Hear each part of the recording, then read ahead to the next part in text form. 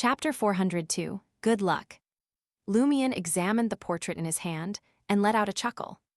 He hadn't anticipated that the major arcana card holders would swiftly uncover the source of the rumors and unveil I know someone's true identity. It made sense. Rumors had started circulating 2 to 3 months ago, and Lumion hadn't yet arrived in Trier or infiltrated the curly-haired baboons' research society. Loki and I know someone hadn't met with any genuine threats. They were naturally audacious when it came to pulling pranks. No matter how cautious they were, leaving traces behind was inevitable. While it might be challenging for other Beyonders to detect these traces, Madame Justice was a high-ranking Beyonder of the Spectator Pathway, also known as the Psychiatrist Pathway. She possessed a profound understanding of I know someone's various abilities and was his match in every aspect. Even if this major arcana card holder herself didn't execute the operation, her partner, Susie, was more than capable of completing the mission. Lumion knew that this lady was at least a sequence 5 of the Psychiatrist Pathway, just one step away from becoming a demigod. Gazing at the portrait of I know someone, with gold-rimmed glasses, a freckled face, and a thin visage, Lumion caressed the paper and muttered to himself, "Wherever you go, you leave your mark one day. Those unable to control their sinister desires will be exposed." Taking the portrait, he knocked on room 305 before Anthony Reed, who frequently came and went from Auberge du Coq d'Oreille. "Keep an eye on this individual for me. He's most likely a doctor or a medical researcher." Lumion presented the portrait to Anthony Reed, who was disguised as a clerk. Then he briefly recounted I know someone's performance at the gathering and a few of his typical pranks. He asked earnestly, where could someone like him be hiding? Anthony Reed sighed and replied, "I'm a psychiatrist, not a seer." "You mentioned that he often exhibited extensive medical knowledge at gatherings." Receiving Lumion's affirmation, Anthony Reed pondered for a moment and continued. "In a gathering filled with pranks, the various details displayed by a Beyonder of the Spectator Pathway are what he wants you to remember. They don't necessarily reflect his true identity and could even be misleading. I suspect that I know someone isn't actually a doctor, but he possesses a deep understanding of medicine and has accumulated extensive knowledge." Not a doctor, Madame Magician's letter had also mentioned not restricting the search to doctors, but this way, millions of people in Trier could be suspects. Lumion felt both relieved and frustrated. Anthony Reed added, "A person with antisocial tendencies and enough intelligence might have a fondness for flirting with danger. He enjoys playing with others like a clown. Perhaps it won't be long before he pulls another prank, mocking all those who pursue him. The only condition being that he remains unaware of the many demigods observing this matter." Lumion watched as Anthony Reed hastily departed, and then turned toward Rue des Blouses Blanches. He had initially intended to locate Lugano Toscano, a quasi-doctor, and inquire if he recognized the person in the portrait. However, it was still too early for that. Salle de Gristmill had not yet opened, and he had no information about where Lugano resided. Apartment 601, 3 Rue des Blouses Blanches. Franca had already risen early, having also received a letter from her major arcana card holder, and was discussing the potential course of their investigation with Jenna. Franca cautioned Lumion, saying, "We can't involve too many information brokers in the search. I know someone might notice it beforehand and change his appearance or leave Trier." Lumion nodded slowly and responded, "It's nearly impossible to locate someone like this in Trier on our own. Don't forget we still have Anthony." Franca winked at Lumion, implying that they had all the card holders in Trier on their side. "Yes, and I'm here to help too," Jenna chimed in. Lumion tersely acknowledged her words, and decided to proceed with his original plan to begin with doctors. In the afternoon, Jenna arrived at Avenue du Marché and patiently waited by the public carriage stop sign. Today, she had donned a beige dress and a light brown straw hat, which shielded her from the sun and was adorned with a few cloth flowers. Her brownish-yellow hair was neatly tied into a bun at the back, with the rest cascading naturally.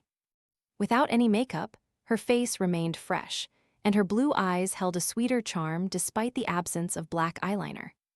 Jenna boarded a public carriage and headed towards Cartier 7, Quartier des Thermes. Situated on the west side of Quartier de l'Observatoire, this district boasted a pleasant environment and was home to many affluent individuals. The now bankrupt owner of the Goodville chemical factory had once lived here, as had the Hotel du Cygne Blanc, where Charlie had worked as an apprentice attendant. Quartier des Thermes, also known as the Museum District, featured numerous renowned museums. Adjacent to one of the hot springs lay Delta Asylum, Trier's largest and most formal asylum. Jenna was visiting Showy Diva, the underground singer who had once taken care of her. Showy Diva had been the victim of rape by Margit of the Poison Spur mob and had subsequently left the Market District to reside in an asylum.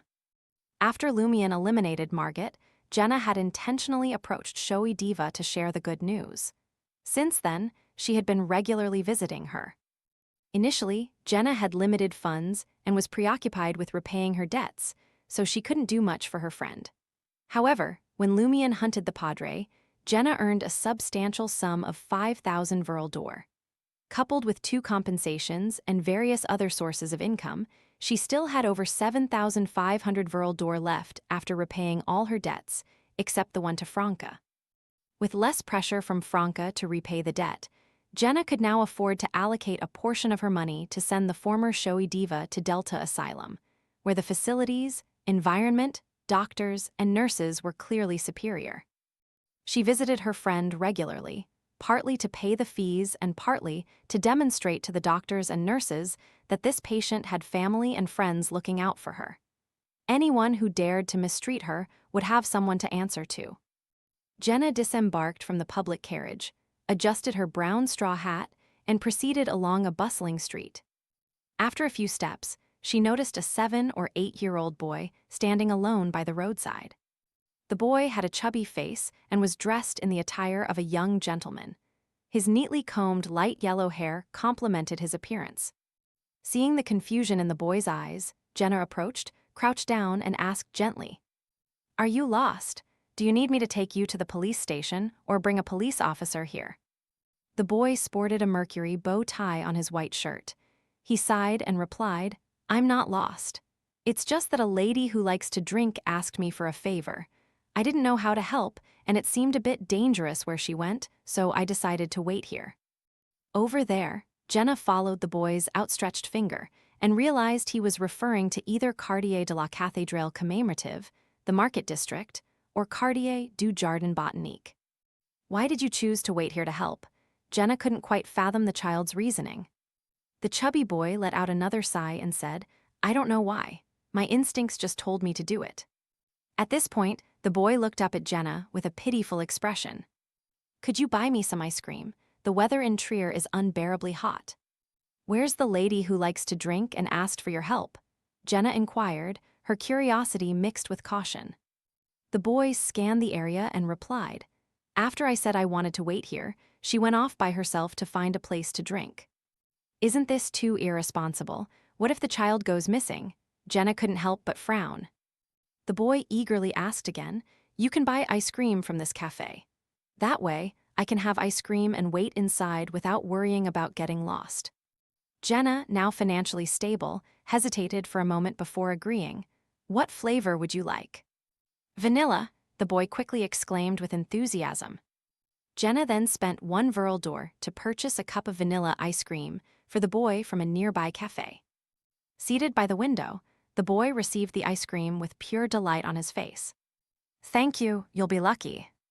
Jenna paid little attention to his gratitude. Instead, she observed as the boy joyfully savored the ice cream and then quickly left. She found patrolling constables and informed them of a missing child in the cafe ahead. Once she saw that the 2 constables had entered the cafe, Jenna breathed a sigh of relief and continued on her way with determined steps. Before long, she arrived at the Delta Asylum.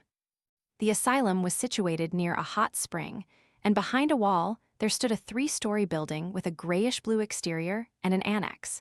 The surroundings were adorned with lush lawns bathed in the golden sunlight, along with various mobility aids. It was an excellent environment. Jenna successfully met with her friend. The former Showy Diva, like other female patients, had short hair that reached her ears. Her face appeared ordinary, and her eyes held a serene expression. She seemed no different from an ordinary person. When Jenna conversed with her, it was easy to forget that she was afflicted by mental illness. However, Jenna knew all too well that provoking her could lead to an immediate and frenzied outburst, endangering both herself and others. After chatting for nearly half an hour, Jenna left the designated meeting room, ready to depart. As she walked along the outer corridor, she gazed out of the window absent-mindedly. On a green lawn, around 20 to 30 mental patients strolled leisurely, each lost in their own thoughts. They leaned against trees, soaked in the sun, or gathered in small groups, engaging in quiet conversations. They appeared just like ordinary people. Jenna scanned the surroundings casually, preparing to shift her attention elsewhere. At that moment, she spotted a figure dressed in a blue and white striped hospital gown. The figure stood tall at over 1.75 meters. His short brown hair was parted in a 3/7 fashion. Gold-rimmed glasses mostly concealed his flaxen-colored eyes, and his face appeared notably thin, adorned with freckles. In that moment, he paced back and forth on the green lawn, seemingly lost in deep contemplation, as if pondering some philosophical question. Jenna's pupils dilated. This is I know someone.